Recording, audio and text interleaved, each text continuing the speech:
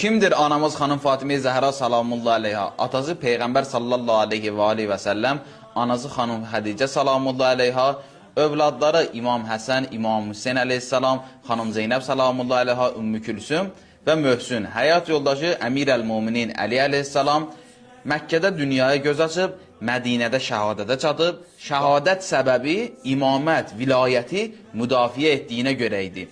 Və Mədinədə də qəbri gizlidir. Bir neçə nəzər var ki, məsələn, Bəqidədir və başqa yerlərdədir, amma dəqiq yeri bilinmir. 18 yaşında şəhadətə çatıb, Peyğəmbər sallallahu aleyhi və aleyhi və səlləm onun haqqında belə buyurur: Fatimə mənim ruhumdur, canımdır. Hər kim onu qəzəbləndirərsə, məni qəzəbləndirib. Hər kim məni qəzəbləndirərsə, Allahı qəzəbləndirib. Onlar ki, ona zülm etdilər, Allahın qəzəbinə tuş gəldilər. Və Peyğəmbərimiz onun haqqında belə buyurur: Fatimə cənnət xanımlarının, dünya xanımlarının sərvəridir, xanımıdır, seyyidəsidir. Əgər gözəl, nümunəvi, ideal bir ailəyə çevrilmək istəyiriksə, gərək Həzrəti Zəhra salamullahi aleyha, Əmir əl-Mumini Əli aleyhissalamın yaşam tərzinə baxaq. Görək necə yaşayıblar, necə bir-birindən rəftar ediblər.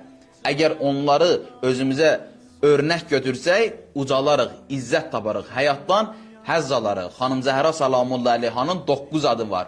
O adlardan biri də mühəddisədir.